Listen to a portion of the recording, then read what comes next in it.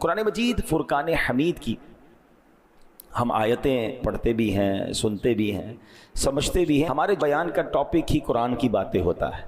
آج کون سی آیت ہم نے سننی ہے؟ آج پارہ 26 ہے، سورہ احقاف، اور آیت نمبر ہے 20۔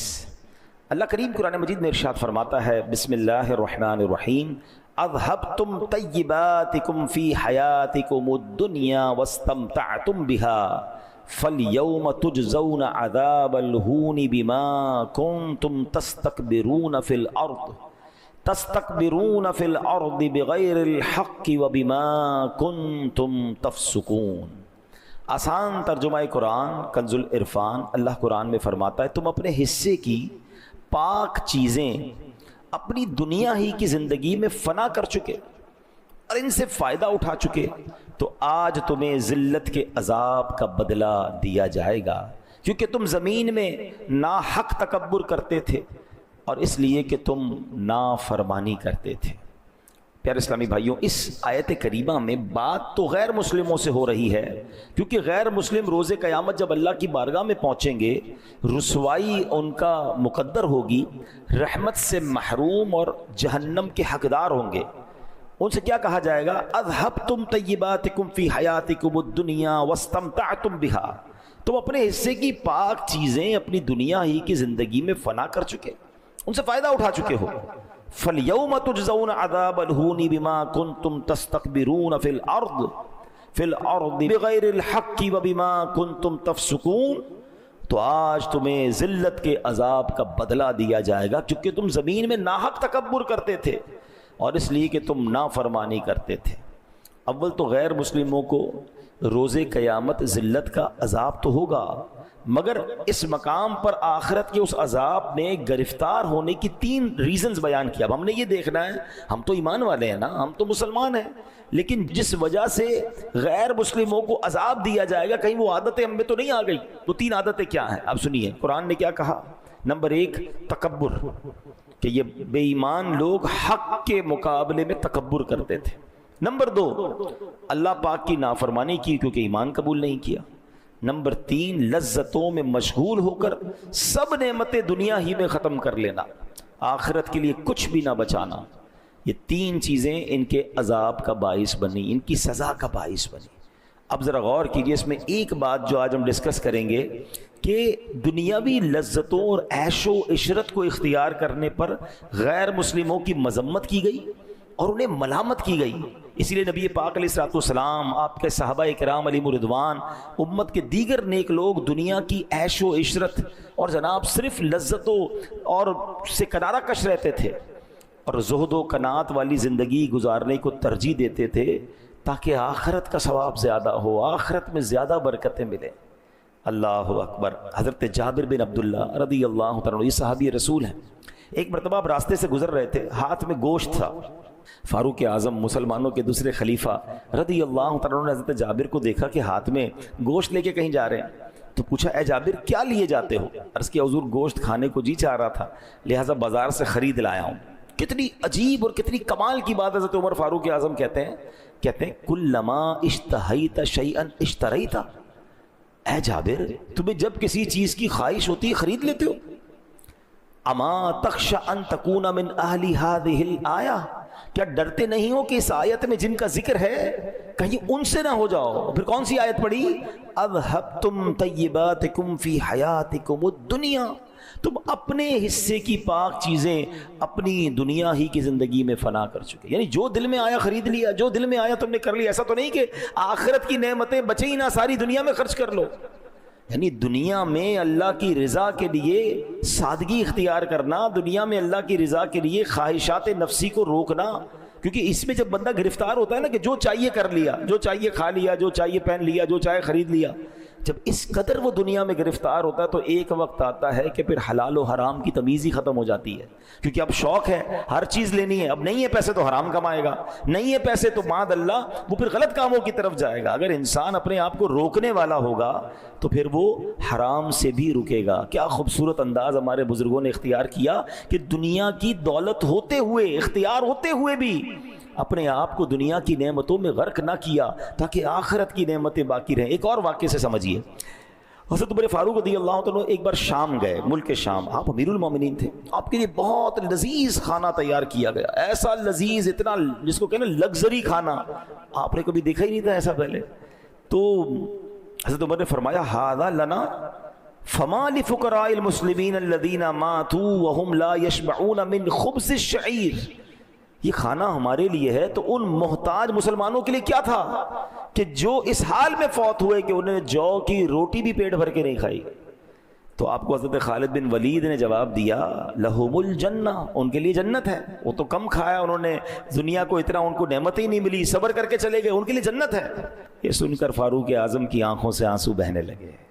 آپ کہتے ہیں لَإِن كَانَ حَظُّنَا مِنْ هَذَا الْحُطَامِ وَذَهَبُوا بِالْجَنَّةِ لَقَدْ بَايَنُونَا بَوْنًا بَعِيدًا، کاش ہمارے لیے دنیا کا حصہ چند لکڑیاں ہوتی، وہ محتاج مسلمان اپنے حصے میں جنت لے گئے، ہم میں اور ان میں بہت فرق ہے.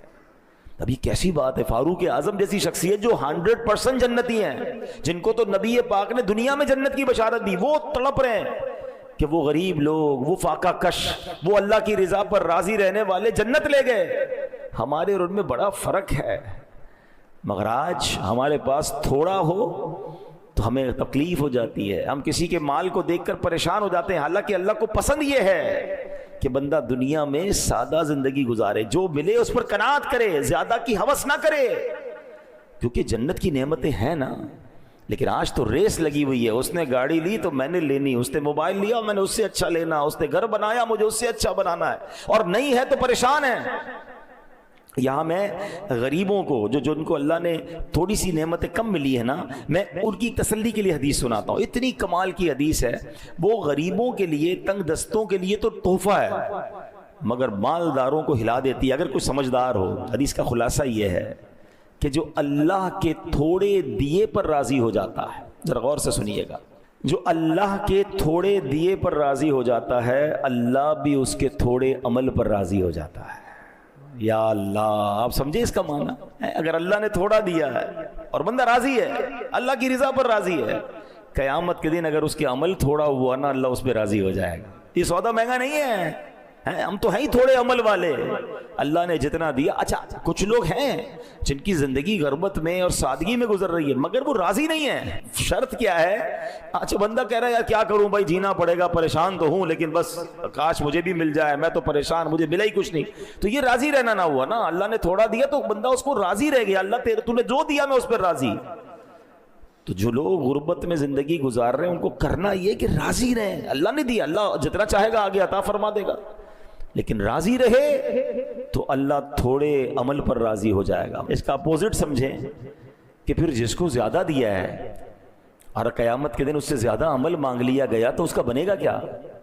تو زیادہ کی خواہش تو لوگ کرتے ہیں مگر کیا اعمال زیادہ ہوتے ہیں؟ بلکہ یہاں تو معاملہ الٹا ہے.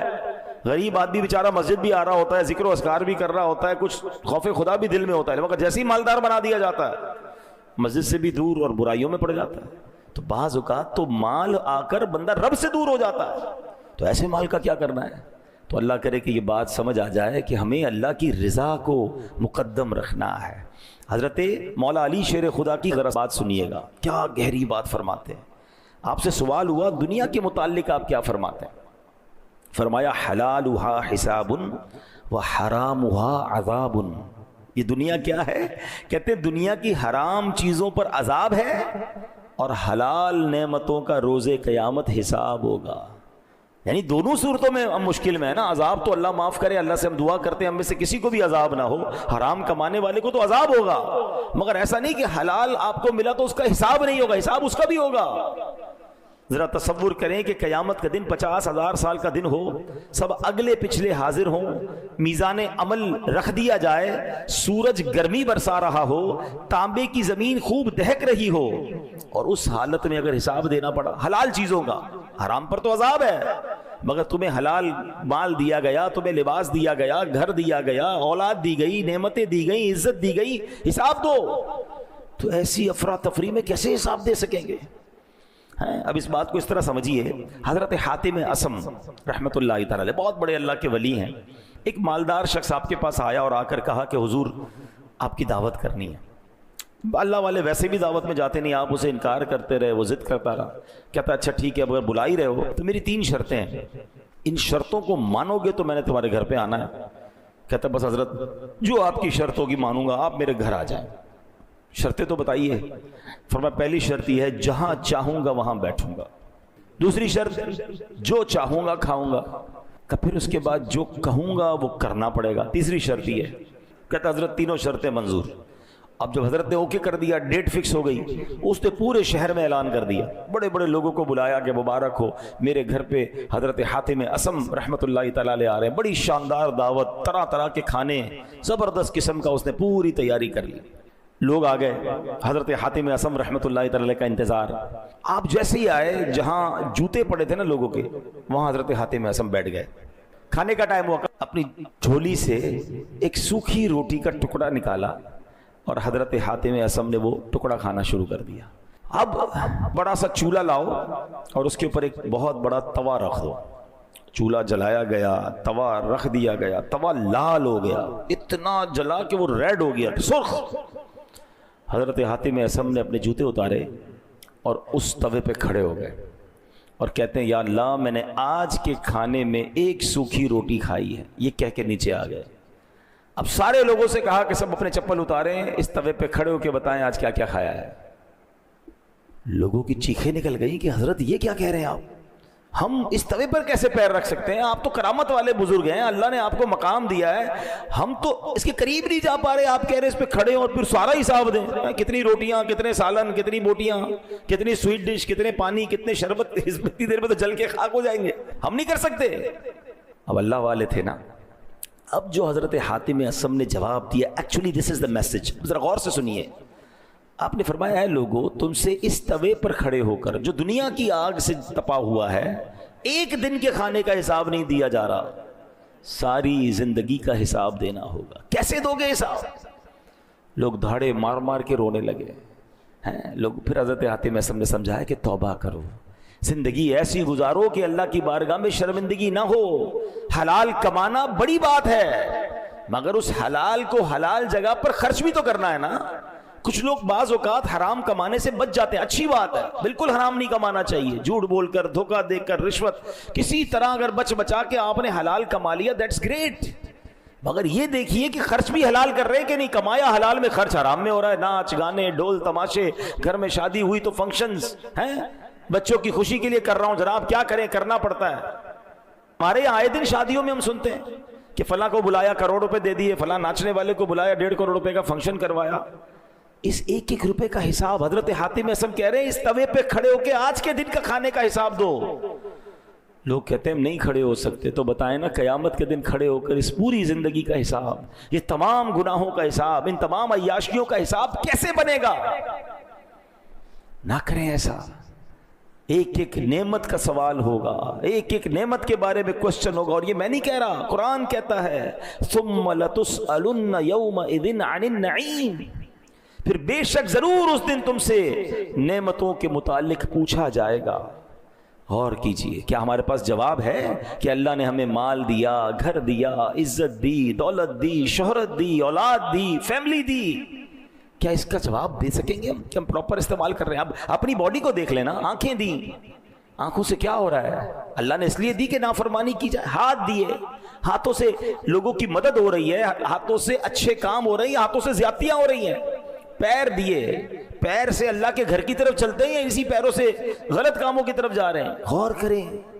ثم لتسألن یومئذ عن النعیم, ایک ایک نعمت کے بارے میں سوال ہوگا. کاش ہم نعمتوں کو صحیح استعمال کرنے والے بن جائیں. اے میرے پیارے اسلامی بھائیوں, آپ نے سنا کہ غیر مسلموں کو یہ کہا جائے گا کہ تم نے دنیا میں نعمتیں یوز کر لی, آخرت کے لیے کچھ بچا کر نہیں رکھا. کہیں ایسا نہ ہو کہ بس دنیا دنیا, یہاں کی لذت, یہاں کی چیزیں, اور بندہ یہاں ایسا غرق ہو جائے کہ پھر آخرت کے لیے اس کے پاس کچھ نہ بچے. ایک بار مسلمانوں کے دوسرے خلیفہ حضرت عمر فاروق اعظم رضی اللہ تعالیٰ عنہ بارگاہ رسالت میں حاضر ہوئے. دیکھا کہ ایک چمڑے کا تکیہ ہے جس کے اندر کھجور کی چھال ہے. سرکار علی وقار علیہ السلام, اللہ کے حبیب علیہ السلام, اس تکیے سے ٹیک لگائے خردرے بان سے بنی ہوئی چارپائی پر لیٹے ہوئے ہیں. بڑی سی جس کو خردرا ہوتا ہے نا، اس کی ڈوری جو ہوتی ہے، کورس فائبر کارڈز ہوتی ہیں، خردرے بان کی وہ بنی ہوئی چارپائی ہوتی ہے. چارپائی پر کوئی بستر بھی نہیں تھا، کوئی کپڑا بھی نہیں تھا، اس ڈوریوں پر، اس رسیوں پر جو خردری تھی پیارے آقا لیٹے ہوئے تھے. جب نبی پاک علیہ السلام چارپائی سے اٹھے نا تو آپ کے جسم پر اس چارپائی کے نشان بنے ہوئے. ہائے ہائے ہائے، جن کے لیے کائنات بنائی گئی ہے، وجہ تخلیق کائنات ہے، جو ریزن آف دا اول کریشن. ہم کہتے ہیں نا زمین و زماں تمہارے لیے، مکین و مکان تمہارے لیے، چنین و چنا تمہارے لیے، بنے دو جہاں تمہارے لیے. ویسے ہی نہیں کہتے، یہ حدیث قدسی اللہ فرماتا ہے، لولا کلما خلقت الافلاق. محبوب اگر تمہیں نہ بناتا تو یہ آسمان نہ بناتا. سارا جہان بنا حضور علیہ السلام کے لیے. اور حضور کیسے کہ ایسی چارپائی پہ آرام کر رہے ہیں کہ جسم پر نشان ہو گئے. کھجور کی چھال کا تکیہ حضرت عمر نے دیکھا تو آپ کی آنکھوں سے آنسو بہنے لگے.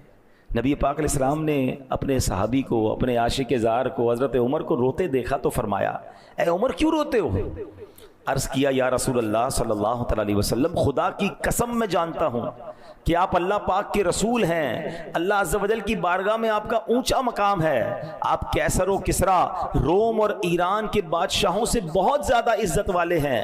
یا رسول اللہ صلی اللہ تعالی علیہ وآلہ وسلم، مجھے رونا اس بات پر آ رہا ہے کہ کیسر و کسرا یعنی دوسرے ملکوں کے بادشاہ جو ایمان والے نہیں، وہ محلات میں رہیں، نرم بستروں پر سوئیں. حضور ان کے لیے بہت کچھ ہے اور آپ اللہ کے حبیب ہیں، آپ کا مقام و مرتبہ اتنا بڑا ہے اور آپ ایسی زاہدانہ زندگی بسر کر رہے ہیں. اب غور سے نبی پاک کا جواب سنیں، کاش یہ بات ہمیں سمجھ آ جائے. نبی پاک فرماتے، عمر کیا تم اس بات پر راضی نہیں کہ ان غیر مسلموں کے لیے دنیا ہے اور ہمارے لیے آخرت ہے؟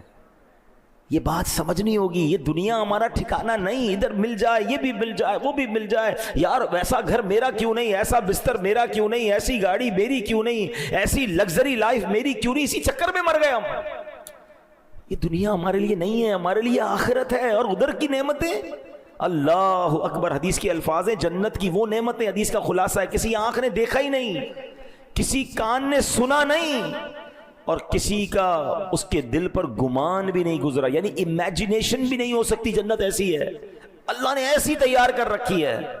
مگر کس کو فکر ہے جنت کی؟ ہمیں تو ابھی چاہیے نا، کیونکہ جنت تو بعد میں ملے گی. ہم اصل میں ایکچولی نفسیاتی پرابلم ہمارا یہ ہے کہ نیکی پر جو اجر ہے وہ بعد میں ملے گا، گناہ کی لذت ابھی مل جاتی ہے. بندہ کہتا ہے ادھر اٹھاؤ نا لذت، بھائی وہ تو پتہ نہیں ملے گی. معاذ اللہ، ایمان ہی نہیں ہے نا، وہ بھروسہ نہیں ہے. جس دن یہ لیول مل گیا آپ کو بھروسے کا، تو پھر دنیا کی لذتوں میں غرق ہونے کو جی نہیں چاہے گا. اور اسی وجہ سے بندہ پھر پہلے لذتوں میں غرق ہوتا ہے. جو ہمیں روکا گیا نا کہ صرف دنیا کی ہوس دل میں نہ ہو. کھانا پینا منع نہیں ہے، لباس منع نہیں ہے، لگژری گھر منع نہیں ہے، لیکن اگر ہر دل میں آنے والی چیز کرنے کا جی چاہے گا نا تو ایک وقت آئے گا حلال و حرام کی تمیز ختم ہو جائے گی. بندہ ہر وہ چیز چاہے گا جو دل چاہتا ہے. روکنے کی تمنا ہی نہیں ہوگی نا. ہم اپنے بچوں کو نہیں روک پاتے کہ نہیں یار بچہ کہہ رہا ہے دے دو، حالانکہ وہ بعض اوقات غلط ہوتا ہے اس کے لیے، کیونکہ ہم نے نو کہنے کا، اپنے نفس کو منع کرنے کی عادت ہی نہیں رکھی ہے. اور اس کی وجہ سے پہلے حلال لذتوں میں، اور ایک وقت آتا ہے کہ پھر نقصان دہ لذتوں میں، اور ایک وقت آتا ہے پھر حرام لذتوں میں بندہ پڑ جاتا ہے، اور آخرت کی جو نعمتیں ہیں اس سے دور ہو جاتا ہے. نبی پاک کی شان کیا ہے؟ نعت کے اشعار سب کو یاد ہے. سلام اس پر کہ جس نے بے کسوں کی دستگیری کی، سلام اس پر کہ جس نے بادشاہی میں فقیری کی. یہ بات سمجھنی ہے. کچھ لوگ ہوتے ہیں غریب فقیر، ان کے ہاتھ میں نہیں ہوتا امیری، مگر میرے آقا وہ ہیں جو بادشاہ ہیں اور بادشاہی میں فقیری کی.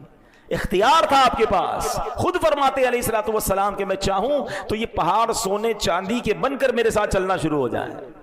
مگر حال کیا ہے؟ سلام اس پر کہ جس کے گھر میں چاندی تھی نہ سونا تھا، سلام اس پر کہ سادہ بوریا جس کا بچھونا تھا.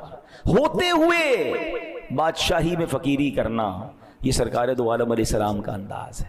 کاش یہ بات سمجھ آ جائے کہ ہوتے ہوئے بندہ سادہ لائف گزارے، اپنے نفس کو قابو رکھے. یار ہر وہ چیز نہیں کرنی جو دل چاہ رہا ہے، اس کو روکے گا اللہ آخرت کی نعمتوں میں اضافہ فرما دے گا. ہے آپ کو چاہ رہا ہے یار میں نے بہترین خرچ کرنا ہے، تھوڑا کم کر کے کسی غریب کا بھلا کر دیں، اللہ کی راہ میں جمع کرا دیں کہ چلیں یار دین کے راہ پہ خرچ کر رہا ہوں، آخرت میں ملٹی پلائی ہو کر مل جائے گا.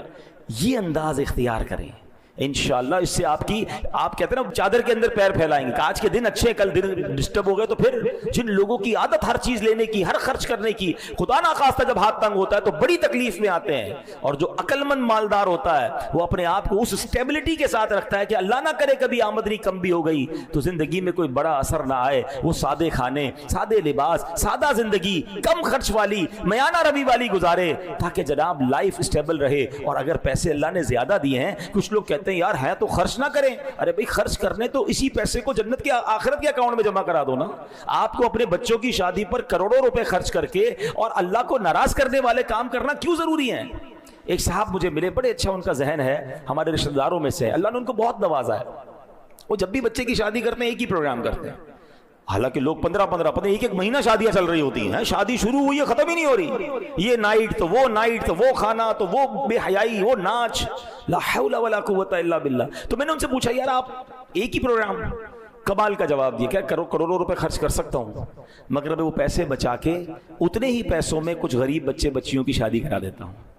فائدہ کیا ہوتا ہے کہ جن کی شادی کرواتا ہوں نا وہ ساری زندگی میرے ان بچوں کے لیے دعا کرتے ہیں جن کی ابھی شادی ہوئی ہے, تو میرے ان بچوں کی لائف بڑی اچھی گزرتی ہے. سبحان اللہ, کروڑوں روپے انہوں نے بھی خرچ کیے مگر بقیہ پیسے جنت کے اکاؤنٹ میں بھی جمع ہو گئے, وہاں ملیں گے بھی واپس انشاءاللہ. اور جن کی زندگی بن گئی, کتنا اچھا طریقہ ہے. کاش کی ذہن بن جائے کہ اگر جہاں مجھے زیادہ خرچ کرنے کو جی چاہ رہا ہے کریں, مگر اس میں جو حرام چیزیں مائنس کریں اور اس کی جگہ پر وہی پیسے اللہ کی راہ میں دے دیں, کسی غریب مسلمان کو دے دیں, اس کا گھر بنا دیں, اس کی شادی کروا دیں. وہ جب تک اس میں جیے گا آپ کے وارے نہیں آنے ہو جائیں گے نا. تو یہی تو سمجھنا ہے کہ ہر دل میں آنے والی چیز کرنے کی جب عادت ہوگی نا تو ایک وقت آئے گا کہ ایسے حرام میں مبتلا ہو جائیں گے. اور یہی بچے ہماری ضد کر کر کے بعض اوقات حرام کاموں میں پڑتے ہیں نا, کیونکہ آپ نے منع تو کبھی کیا ہی نہیں, بیٹا جو چاہیے لے لو, ہے بچی آپ کو جو چاہیے لے لو, جہاں جانا ہے چلے جاؤ, جدھر داخلہ دینا ہے داخلہ لے لو. حالانکہ دیکھا نہیں جا رہا کہ اس سے اس کے اخلاق, اس کے اعمال, اس کی آخرت اور سب سے بڑھ کر ایمان برباد ہو سکتا ہے. اب تو پہلے سنتے تھے کہ جناب لڑکے جاتے ہیں بیرون ملک میں پڑھنے کے لیے, اور اب یہ مثالیں مل رہی ہیں کہ اکیلی لڑکیاں جا رہی ہیں پاکستان, مسلمان کے گھروں کی. کہاں گئی بیٹی یورپ گئی ہے, کدھر یوکے گئی ہے پڑھنے کے لیے اکیلی. تو کہاں رہے گی, پردے کا کیا ہوگا, شریعت کے احکام پر عمل کیسے ہوگا, اور ان ممالک میں کیا حال ہوگا اس کا. nobody cares. اس لیے پیسہ اللہ نے دیا کہ اس پیسے کا یہ استعمال. ہم اللہ کو جواب کیا دیں گے؟ کیا یہ ذمہ داری نہیں تھی ماں باپ کی؟ یہ وہی وجہ بنی کہ پہلے بچپن میں منع نہیں کیا, روکنے کی عادت نہیں رکھی, اب جو ان کی ڈیمانڈ ہے وہ آپ پوری کر رہے ہیں. آؤ میں آپ کو حسنین کریمین کا واقعہ سناتا ہوں, نبی پاک کی سیرت سے سنا رہا ہوں. ہو سکتا ہے مجھے اس بیان کے بعد کرٹیسائز کیا جائے سوشل میڈیا پر کہ دیکھو مولانا صاحب جو ہے وہ ہماری زندگی مشکل کر رہے ہیں. میں آپ کو آپ کے نبی علیہ السلام کی تعلیم دے رہا ہوں, میں اپنے آقا کا واقعہ آپ کو سنانے جا رہا ہوں. جس نے کلمہ پڑھا ہے نبی پاک کا وہ غور سے یہ واقعہ سن لیں. سرکار دو عالم علیہ السلام کی عادت کریمہ کیا تھی کہ جب بھی سفر کی ابتدا فرماتے, بی بی فاطمہ رضی اللہ تعالیٰ عنہ کے گھر مبارک سے سفر کی ابتدا کیا کرتے. ہاں چلے یہ بھی سیکھنے کو ملا کہ بیٹی سے پیار کیسا ہوتا ہے. نبی پاک نے پریکٹیکلی بتایا کہ والد کا بیٹی سے انٹریکشن کیا ہوتا ہے. آج کل لوگ بیٹی اور بیٹے ہوں تو بیٹوں کو ترجیح دیتے ہیں, بیٹی کا خیال ہی نہیں. بیٹی کو پیار دیں, عزت دیں. نبی پاک جب بھی سفر پر جاتے بی بی فاطمہ کے گھر آتے پہلے, پھر وہاں سے سفر شروع فرماتے, اور سفر سے واپسی پر بھی سبحان اللہ سب سے پہلے خاتون جنت کے گھر تشریف لے جاتے تھے. کیا انداز ہے نبی پاک علیہ السلام کا. ایک مرتبہ پیارے آقا علیہ السلام سفر سے واپس آئے تو حضرت فاطمہ تو زہرا رضی اللہ تعالیٰ عنہ کے گھر پہنچے. دیکھا کہ دروازے پر نقش و نگار والا پردہ لگا ہوا ہے اور حسنین کریمین کے ہاتھ میں چاندی کی کوئی بنی ہوئی چیز ہے. اچھا یہ دونوں چیزیں ناجائز نہیں ہیں. اپنے گھر کے باہر اگر کوئی اچھا والا پردہ لگا لے اور بچے اگر کوئی چاندی کی چیز انہیں دے دی جائے, لیکن نبی پاک کا انداز, پیارے آقا کو پسند کیا ہے. اللہ اکبر, پیارے آقا نے یہ دیکھا تو ملے بغیر ہی واپس تشریف لے گئے. بی بی فاطمہ سے ملاقات ہی نہیں کی. اب وہ بھی نبی پاک کی شہزادی ہے نا رضی اللہ تعالیٰ عنہ, مزاج جانتی تھی. فوراً پردہ اتارا, حسنین کریمین کے ہاتھ سے وہ چاندی کی چیز لی اور سرکار دو عالم علیہ السلام کے پاس بھیج دی. اچھا والدہ تو سمجھ گئی, بچے تو بچے ہوتے ہیں نا, وہ روتے ہوئے نبی پاک کے پاس آ گئے حسنین کریمین, اور نبی پاک سے وہ چاندی والی چیز واپس لینا چاہیے. تو سرکار دو عالم علیہ السلام نے ایک صحابی کو وہ چاندی عطا فرمائی, حکم فرمایا اسے بیچ دو اور اس کے بدلے فاطمہ کے لیے لکڑی کا بنا ہوا ہار لے آؤ.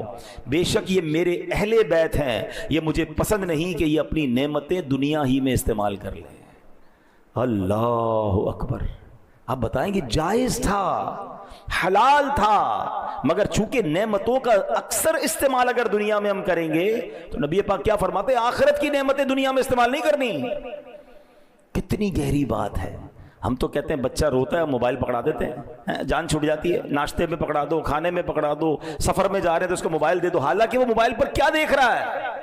آگے بڑھتے بڑھتے اب تو 2-2 سال 3-3 سال کے بچے یوٹیوب کھول لیتے ہیں، اور وہ یوٹیوب پہ کیا دیکھ رہے ہیں کوئی فکر ہی نہیں، اور اس کے دماغ کے اندر اس کے ایمان پر، اس کے کریکٹر پر، اس کی تھنکنگ پر، اس کے ایموشنز پر کس قدر وہ ایفیکٹ جا رہا ہے۔ ہمیں کیا پرواہ بھائی، بچہ روتا ہے میں نے دے دیا موبائل، آئی پیڈ لا کے دے دیا، فلاں چیز لا کے دے دی، بچپن سے ہی آپ نے۔ اچھا پھر ہم کہتے ہیں بچے سے لیتے کیوں نہیں، وہ روتا ہے۔ ہاں بی بی فاطمہ کے گھر سے حسنین کریمین بھی روتے ہوئے آئے تھے نا، نبی پاک نے سبحان اللہ کتنی 1450 سال پہلے ہماری تربیت فرما دی کہ بچہ روئے، اور اگر کوئی چیز اس کے لیے بہتر نہیں تو اس کو رونے دو۔ وہ حسنین کریمین کہ جن کی آنکھ کا آنسو فرشتے برداشت نہیں کرتے تھے، اللہ اکبر، فرشتے گوارا نہ کرتے کہ حسنین کریمین کی آنکھوں میں آنسو آ جائے، مگر نبی پاک ان کی تربیت فرما رہے۔ ایکچولی دس از ریکوائرڈ کہ آج اپنے بچوں کو اب اس کا طریقہ ہے ماشاءاللہ، پڑھے لکھے لوگ سمجھاتے ہیں کہ یار اگر بچے کو موبائل چھوڑوانا ہے تو آپ انوالو ہو جائیں۔ اصل میں ہمارے پاس ٹائم نہیں بچا نا، ماں باپ چاہتے ہیں ہم بھی فری رہیں، ہم بھی اپنا موبائل یوز کریں، بچے اپنا موبائل یوز کریں۔ ایک ہی گھر میں کبھی کبھی منظر ہوتا ہے ڈرائنگ روم میں 5-7 لوگ بیٹھے ہوتے ہیں، بیٹا بیٹی ماں باپ سب، مگر کوئی کسی سے بات نہیں کر رہا، سب اپنے اپنے موبائل پر ہیں، گھر میں رہ کر بھی اجنبی ہیں۔ وہ کچھ عرصہ پہلے کراچی میں کوئی پرابلم ہوئی تھی تو ایک دن کے لیے موبائل بند کیا گیا تھا، سگنل بند کر دیے گئے، تو سوشل میڈیا پہ ایک بڑی پیاری سی پوسٹ مجھے پڑھنے کو ملی کہ ایک شخص کہتا ہے بڑے دنوں بعد اپنے گھر والوں سے ملاقات ہوئی اور پتہ چلا اچھے لوگ ہیں، یعنی اپنے گھر میں جا کر بھی اپنے گھر والوں سے ہماری ملاقات نہیں ہوتی، اور ہمیں یہ اندازہ نہیں کہ کمرہ بند کر کے میری نوجوان بیٹی، میرا نوجوان بیٹا یا میرا ینگسٹر، میری اولاد کیا دیکھ رہی ہے، کیا پڑھ رہے ہیں، کیا سن رہے ہیں۔ ایک تو اعمال برباد ہونا، ایک تو بے حیائی کی طرف چلے جانا، یہ بھی بہت بڑا مسئلہ ہے، مگر اس سے بڑا مسئلہ بتاؤں آپ کو، اس سے بھی بڑا ایک مسئلہ ہے، اور وہ ہے ایمان چلا جانا۔ سوشل میڈیا پہ ایسے لوگ بیٹھے ہیں جو اسلام کے خلاف بات کر رہے ہیں، جو ایگزسٹنگ آف گاڈ پر بات کر رہے ہیں، جو جناب ہماری یوتھ کو کنفیوز کر رہے ہیں، اور ہمیں فکر ہی نہیں کہ ہم اپنے بچوں کو بٹھا کر کوئی ایمان سکھا دیں، ان کو پڑھائیں کہ ہمارا اللہ کے بارے میں کیا عقیدہ ہے، نبی پاک کے بارے میں ہمارے بلیفز کیا ہیں، فرشتوں اور جنت دوزخ اور قیامت پر ہمارے کیا عقائد ہیں، اور اس کے پیچھے دلائل کیا ہیں۔ مسئلہ یہ کہ والد کو بھی تو نہیں پتا، بچے کو کب سکھائے گا، خود ماں کو نہیں پتا، والد کو نہیں پتا، بائی برتھ مسلمان ہیں، ہمیں تو اس لیے پتا ہے میں مسلمان ہے کہ امی ابو نے مسلمانوں والا نام رکھ دیا تھا، پیدا ہوئے تو اذان کان میں آ گئی، ہم نے اسٹڈی تو کیا ہی نہیں۔ کچھ لوگ بائی چوائس مسلمان بنتے ہیں، دنیا میں ایسے لوگ ہیں جو غیر مسلم ہوتے ہیں، پڑھتے ہیں اور اس کے بعد سلیکٹ کرتے ہیں کہ ہاں اسلام سب سے اچھا مذہب ہے، وہ ہم سے زیادہ بعض اوقات پریکٹسنگ ہوتے ہیں، اور ہم میں سے تقریباً وہ جو بائی برتھ مسلمان ہے، پیدا ہو گئے مسلمان، اچھا نام مسلمانوں والا، مسجد جانا ہے چلو مسجد چلے جاتے ہیں، عید پڑھنی عید پڑھ لی، رمضان میں روزے رکھتے، بس دیٹس اٹ۔ یار بلیفز، سب سے مین چیز تو عقیدہ ہے۔ اللہ کے بارے میں کیا جانتے ہو آپ؟ نبی پاک ہمارے آخری نبی ہے، اس کے بارے میں کیا معلومات ہے آپ کے پاس؟ اچھا جناب فرشتوں کے بارے میں ہم کیا کہہ سکتے ہیں، کیا نہیں کہہ سکتے؟ جنت دوزخ قیامت کی بیسکس ہیں قرآن، اس لیے معلوم نہیں نا تو بے حیا، پھر بے باکی ہے، مذاق کر رہا ہوتا ہے، کوئی چٹکلے سنا رہا ہوتا ہے، کوئی کامیڈی کر رہا ہوتا ہے، معاذ اللہ کوئی فلمی گانوں میں کفریہ کلمات ہوتے ہیں، اور بندہ ایمان سے بھی چلا جاتا ہے، اس کو پتہ ہی نہیں کہ ایمان سے جایا کیسے جاتا ہے۔ یہ ہمارا حال ہو گیا ہے۔ سرکار دو عالم علیہ السلام کا حسنین کریمین کو رونے دینا اور ان کی چیز نہ دینا، یہ سکھا رہا ہے ہمیں کہ ہمیں اپنے بچوں کی تربیت کیسے کرنی۔ ہر وہ چیز جو مانگے وہ دینے والی نہیں ہوتی۔ اب آپ کہیں کیا کریں، بچے روتے ہیں، آپ کو انوالو ہونا پڑے گا، آپ موبائل لے لیں اور خود انوالو ہو جائیں، بچوں کے ساتھ کھیلیں، ٹائم دیں۔ یہی تو نبی پاک علیہ السلام نے کیا نا، حسنین کریمین کو کاندھوں پہ اٹھایا، ان کے ساتھ دوڑیں لگائیں، اللہ کے حبیب علیہ السلام ہوتے ہوئے۔ ہمارے پاس اصل میں ہم ٹائم بچانا چاہتے ہیں، ایسا نہ کریں۔ یہ بچے ہمارا سرمایہ ہے، یہ آنے والی نسل ہمارے مرنے کے بعد ہمارا نام باقی رکھے گی یا نام برباد کر دے گی؟ ہمارے جانے کے بعد ہمیں ایصال ثواب کرے گی یا ہمارے لیے گناہ جاریہ کا باعث بنے گی؟ یہ کون سوچے گا؟ پلیز، آج ہمارا ٹاپک بڑا یونیک رہا۔ قرآن کے ذریعے اس بات کو ڈسکور کیا کہ کافروں کی، غیر مسلموں کی ایک عادت یہ ہے کہ وہ دنیا کی لذتوں کو اس لیے حاصل کر لیتے ہیں اور دنیا کی لذتوں کو استعمال کر لیا کہ آخرت کے لیے ان کے لیے کچھ نہ بچا۔ تو آج ہم نے یہ جانا کہ ہر وہ چیز جو دنیا میں ہمیں اس کی طلب نہیں ہونی چاہیے. قناعت, اللہ کی رضا پر راضی, اپنی خواہشات پر کنٹرول لے سکتا ہوں مگر پھر بھی نہیں لے رہا, کیونکہ اسی سے پریکٹس ہوگی, اسی سے آپ اپنے آپ کو روک سکیں گے. آج حلال لذتوں سے روکیں گے, کل حرام لذتوں سے روکیں گے. جو چاہا کھا لیا, جو چاہا پہن لیا, جو چاہا کر لیا, یہ وہ عادت ہے جو غیر مسلموں کی ہے.